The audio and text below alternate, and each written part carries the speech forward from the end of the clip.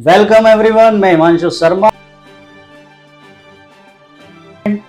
आज मैं नोएडा में हूं और मेरे साथ बैठे हुए हैं नेफोमा के अध्यक्ष अन्नू खान जी। इनसे हम आज बात करेंगे सोसाइटी से रिलेटेड इश्यूज़ के बारे में। अभी जो हाल ही में जो जल्दी फ्रीक्वेंटली आने वाले जो इश्यूज़ हैं, डॉग्स का इश्यू हो गया या आपका मेंटेनेंस से रिलेटेड जो इश्यू हो गया, बिल्डर बायर डिस्प्यूट और हमारा रजिस्ट्री का भी हाल ही में जो आया है, तो इन्हीं सब चीज़ों से हम बात करेंगे और शुरू करते हैं। हेलो सर, कैसे हैं आप? नमस्कार हिमांशु जी।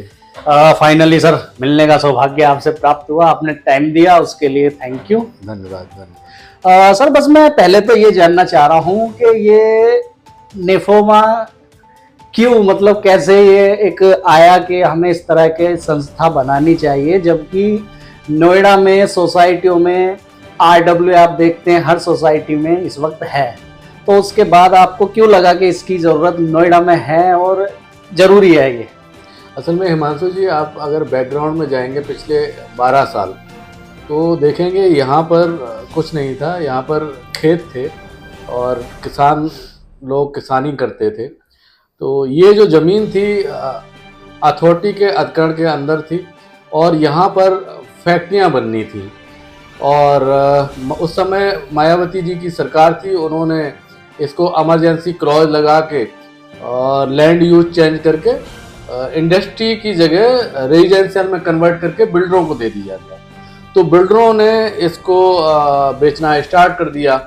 अथॉरिटी की ज़मीन थी तो हम लोगों ने यहाँ पर फ्लैट ले लिए और फ्लैट लेने के बाद जब जैसे ही फ्लैट लिए तो पता चला किसान कोर्ट में चले गए और यहाँ पर जो बिल्डर के प्रोजेक्ट चल रहे थे उन पर किसानों ने धरना प्रदर्शन किया, ताले लगा दिए गए। तो हमने जो बुकिंग अमाउंट दिए गए थे उस समय करीब 2011 की बात है, उस समय लगभग 1 लाख बुकिंग हुई थी यहाँ पर। तो हम लोग अपने आप को ठगा महसूस कर रहे थे, क्योंकि ऐसा लग रहा था कि भाई हम लोग फंस गए हैं और हमारे पैसे डूब जाएंगे। तो किसान यहाँ पर धरना प्रदर्शन करते थे। हमने देखा कि यहाँ पर कुछ होता नहीं था। एक सिंगल रोड होती थी, मिट्टी थी सारी चारों तरफ। तो वो लोग धरना प्रदर्शन कर रहे थे तो हम लोग आए देखने। तो उस समय 2 4 5 लोग हम लोग इकट्ठे हुए और अपने पैसे बचाने के लिए, अपने फ्लैट को बचाने के लिए उस समय एक ग्रुप बनाया। सारे मीडिया की ओबी मैन वगैरह लगी हुई थी। तो जब वो ग्रुप बनाया तो हम लोगों ने भी इंटरव्यू देना स्टार्ट किया, हम लोगों ने भी अपना विरोध प्रदर्शन स्टार्ट किया। तो उस समय एक तरफ किसान थे, एक तरफ फ्लैट बायर आ गए। तो आपने देखा होगा टीवी पे दिन भर चलता रहता था, नोएडा एक्सटेंशन उजड़ेगा बसेगा, है ना। तो फिर ये वहाँ से ये लड़ाई स्टार्ट हुई। तब ये बनाने का वहां से आपको लगा कि भीड़ तो है, भीड़ को एक नेतृत्व की आवश्यकता है। हाँ, तो एक ऐसा हो जो रिप्रेजेंट कर सके। एक एसोसिएशन चाहिए उसको रिप्रेजेंट करने के लिए, क्योंकि कोर्ट भी जाना पड़ेगा। और तो हम लोग इलाहाबाद हाई कोर्ट में भी गए इसको लेके। वहाँ पर कोर्ट में बताया जाके कि हमारे ऐसे ऐसे फ्लैट हैं, सभी प्रोजेक्टों का हमने डेटा इकट्ठा किया, फ्लैट वालों का डेटा इकट्ठा किया। तब कोर्ट ने वो आदेश दिया था कि जो ज़मीन खाली है वो ज़मीन इनको वापस कर दी जाए और जो किसान हैं उनको बढ़ा हुआ मुआवजा दिया जाए, 10% विकसित आबादी उनको करके दी जाए। तो ये तब ऑर्डर आया था, तब शुरुआत हुई। नहीं तो हमें लग रहा था हमारे तो ना फ्लैट का सपना ही रह जाएगा और हमारे तो जो पैसे जमा करे हैं वो भी चले जाएंगे। तो ये लड़ाई वहाँ से स्टार्ट हुई है, नेफोमा बनाने की जो ज़रूरत पड़ी वहाँ से। फिर उसके बाद मास्टर प्लान को अप्रूव कराना, उसके बाद फ्लैट की रेट बढ़ा दिए गए, फ्लैट कैंसिल कर दिए गए। उसको लेके फिर हम दोबारा हाई कोर्ट गए, तो फ्लैट रिस्टोर कराने के लिए अलग अलग बिल्डर के प्रोजेक्ट थे। तो ये लंबी लड़ाई ऐसे चल रही है। फिर आप देखते आए हैं कहीं ना कहीं कुछ ना कुछ होता रहता है। तो ये संस्था तब से 2011 से चल रही है। 2011 से ये संस्था चल रही है जी। तो सर, नेफोमा के बारे में मैं थोड़ा सा जानना चाहता हूँ। ये कैसे वर्क करती है, कौन इसका सदस्य बन सकता है, या वर्तमान में कितनी ऐसी सोसाइटी हैं जो नेफोमा के साथ जुड़ी हुई हैं?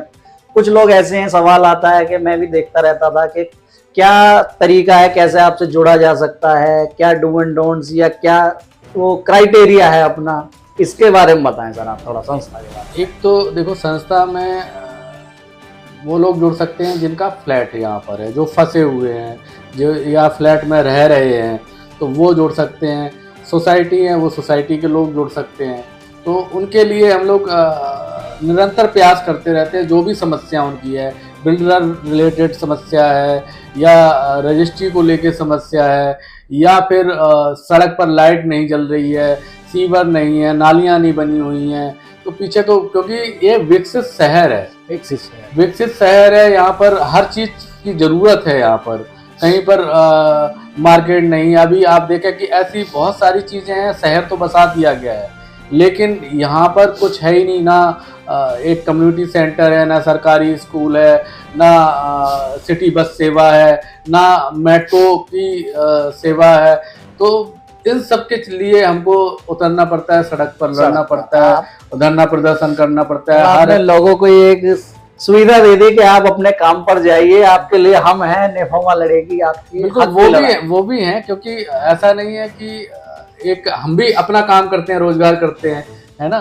तो ये जो संस्था है वो सदस्यों से ही चलती है। अगर वो साथ नहीं देंगे तो हम अकेले तो कुछ नहीं कर सकते। तो ये जरूरी है कि उनको भी और लोग हैं और सब साथ आएंगे, तभी हम कुछ कर पाएंगे, शहर को अच्छा विकसित कर पाएंगे, अच्छा बना पाएंगे शहर। सर, अभी वर्तमान में मैं देखता रहता हूँ, मैं अलग अलग डेवलपर्स के साथ भी जुड़ा हुआ हूँ और सोसाइटियों में भी मैं इलेक्शन प्रोसीडिंग हो गई, इन सब चीज़ों में इन्वॉल्व रहता हूँ। मौजूदा वर्तमान में मैं ये जानना चाहता हूँ, अधिकतम सोसाइटी इस जो एरिया में है उनके मेंटेनेंस ड्यूज हैं उन सोसाइटीज में रेजिडेंट के द्वारा। कारण सिर्फ एक है कि बिल्डर ने काम नहीं कराए हैं, पेंडिंग वर्क है, इससे के आधार पर हमने मेंटेनेंस रोके हुए हैं। इसको आप कैसे देखते हैं? क्या मेंटेनेंस रोकना चाहिए, या क्या एक्चुअल में वो समस्या जायज है, या कहीं ऐसी स्थिति तो नहीं आ गई है कि भीड़ के साथ कुछ लोग वो भी लग लिए कि जिनका काम ठीक है, जिनका घर ओके दिया है, टाइम पे दिया है, वो भी मेंटेनेंस नहीं देना चाह रहे हैं। इसको आप कैसे देखते हैं? नहीं, ऐसा नहीं है कि लोग पैसे नहीं देना चाहते हैं। आप मेरे ख्याल से 100 के करीब सोसाइटियां हैं नोएडा एक्सटेंशन में, और छोटी सोसाइटियां भी हैं, बड़ी सोसाइटियां भी हैं, जहां 6-6 हज़ार, 6,500 हज़ार फ्लैट हैं, 25-25 हज़ार लोग आगे रहेंगे। तो हमने घर लिया है सुविधाओं के लिए, हमने पैसे दिए सुविधाओं के लिए। हमने बिल्डर को ये नहीं बोला था कि भाई आप पैसे में कटौती कर लें। हमने जो पैसे मांगे उसने वो दिए। एडवांस मेंटेनेंस मांगा, 2 साल का एडवांस मेंटेनेंस तक उसने ले लिया। लेकिन अगर वह सुविधाएं जो बोली गई, उसने बोला कि हम आपको एक ऐसी सिटी बना के देंगे, ऐसी सोसाइटी बना के देंगे कि आपको लगेगा कि आप सिंगापुर में रह रहे हैं, विदेश में रह रहे हैं। लेकिन यहाँ आके लगता है कि कई सोसाइटियाँ ऐसी हैं, वो ऐसा लगता है कि हम गांव में रह रहे हैं। हम आपके चैनल के माध्यम से बताना चाहते हैं, आप भी कवर करते रहते हैं। अभी कई सोसाइटी ऐसी थी कि वहाँ रोड नहीं बना हुआ है, अंदर इंटरनली रोड नहीं बने हैं, घास उगी हुई है, सांप निकल रहे हैं। तो आप बताओ कि आप ही उस सोसाइटी में रहते हो, तो आप कैसे उसको मेंटेनेंस दे दोगे? आप मेंटेनेंस का मतलब होता है आप उस सोसाइटी को मेंटेन करें। आप मेंटेन ही नहीं कर रहे, आपने 2 साल का एडवांस हमसे ले लिया, पैसे तो एडवांस हैं आपके पास, लेकिन आप मेंटेनेंस ही नहीं कर रहे हैं सोसाइटी को। आप चाहते हैं पैसा और देते रहो हमको, तो ये कैसे संभव? ये है कि जो मैक्सिमम मेजोरिटी के हिसाब से कि वायदे बड़े किए गए, लेकिन एट द टाइम वो डिलीवर वहाँ मौके पर नहीं किए गए, वो नहीं रीजन है। हम ये भी कह रहे हैं कि तब भी जो रेजिडेंट है नोएडा एक्सटेंशन के, वो समझौता कर रहे हैं कि चलो कोई बात नहीं, मेंटेनेंस दे भी रहे हैं। हमको जो स्विमिंग पूल बोला, क्लब बोला, जिम बोला, वो नहीं मिला है, लेकिन हम तब भी मेंटेनेंस दे रहे हैं कि चलो कोई भाई सिक्योरिटी की पैसे जाने हैं, ठीक है, और स्वीपर के पैसे जाने हैं, इन सब के जाने हैं पैसे, तब भी हम मेंटेनेंस दे रहे हैं। लेकिन बिल्डर तो कान में रुई डाल के बैठे हैं, वो ये तब भी नहीं समझते हैं कि भाई निवासी कितना साथ दे रहे हैं। भाई हमने फ़ोन खरीदा, फ़ोन का मतलब ये थोड़ी है कि आप अंदर का सामान निकाल लेंगे, सिर्फ हमको डिब्बा पकड़ा देंगे। आप पूरी सुविधाओं के साथ फ़ोन चलना भी तो चाहिए।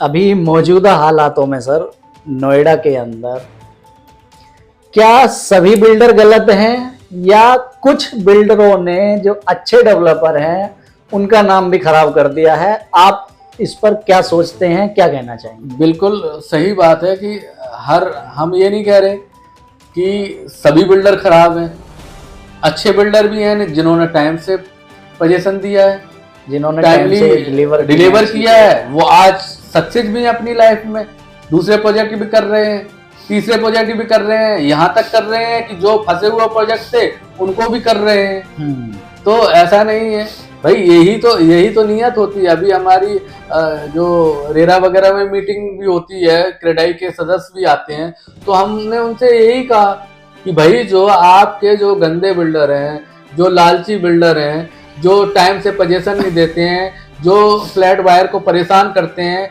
उनको आप आइडेंटिफाई करिए।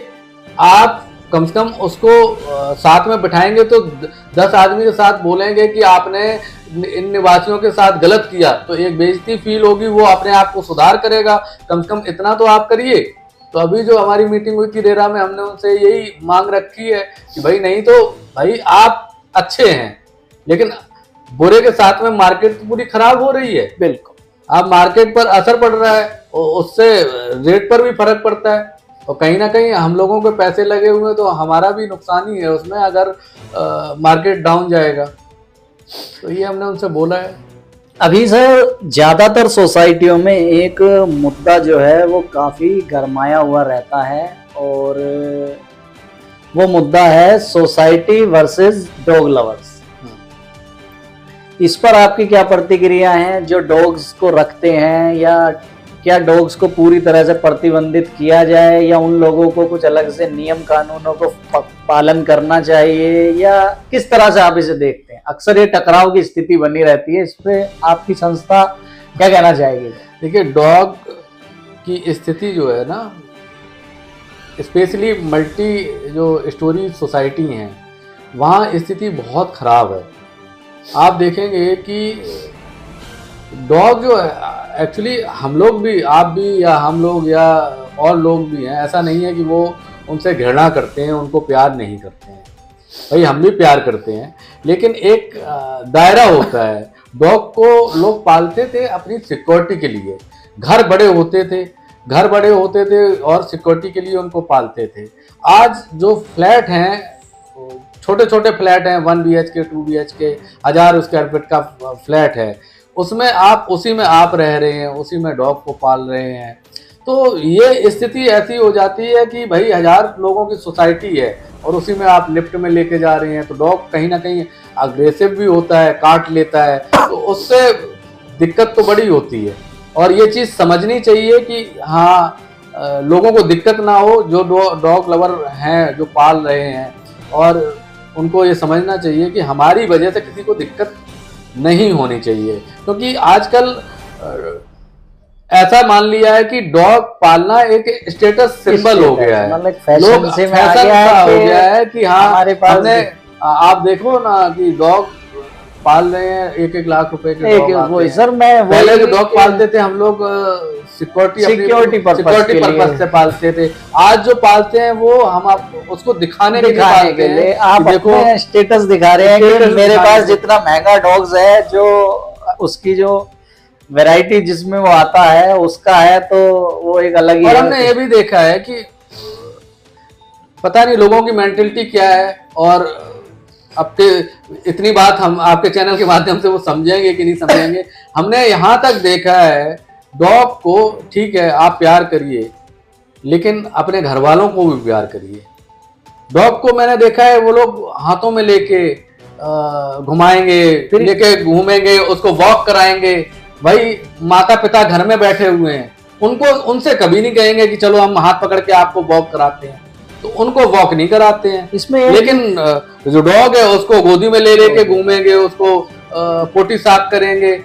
और माँ बाप बुजुर्ग हो जाएं, तो कई ऐसे लोग देखे हैं, माँ बाप बुजुर्ग हो जाएं तो उनको डे केयर में छोड़ आते हैं, उनको होम में छोड़ आते हैं। मैं इसमें एक लाइन ये ऐड ऑन करना चाहूंगा कि जो भी नियमावली अथॉरिटीज के द्वारा दी गई हैं, उसके अनुसार आज भी सोसाइटियां उसको फॉलो नहीं कर रही हैं। सोसाइटी में जो डॉग्स जो पालते हैं, सोसाइटी तो जो रजिस्ट्रेशन है उनका, बाकी उनका वैक्सीनेशन हो गया, बाकी जो मजल वो लगाएगा और इस तरह की सभी जो वो है, मुझे नहीं लगता कि उसको सोसाइटी तो फॉलो करती है। सोसाइटी का कोई नहीं चाहती कि सोसाइटी हमारी खराब हो, लेकिन जो लोग होते हैं वो फॉलो नहीं करना चाहते हैं। ये और छोटी छोटी स्थिति पे दोनों साइड से है कि भाई वो भी अग्रेसिव हो जाते हैं और सामने वाला भी हो जाता है, टकराव की स्थिति हो जाती है। ऐसी स्थिति हो जाती है कि हम ये भूल जाते हैं कि सामने वाला भाई कौन है, क्या है, हमारा पड़ोसी है,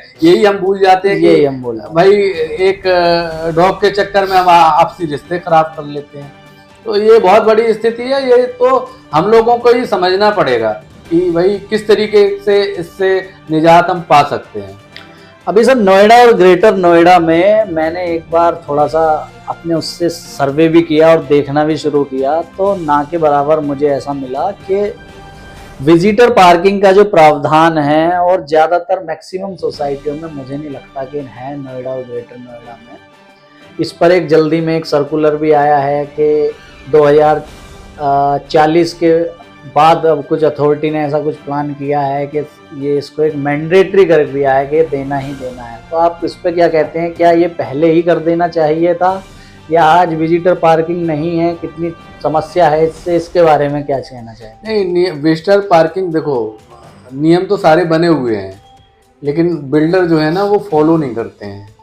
कई बिल्डर हैं उन्होंने विजिटर पार्किंग बनाई है, तो आप ये जाहिर सी बात है कि अगर सोसाइटी गेट बंद है और कोई रिश्तेदार आता है तो उसकी अगर बाहर गाड़ी वो खड़ी कर देता है, पहले तो सोसाइटी में आएगा वो इंसल्ट फील करता है कि हमारी गाड़ी बाहर रोक दी गई।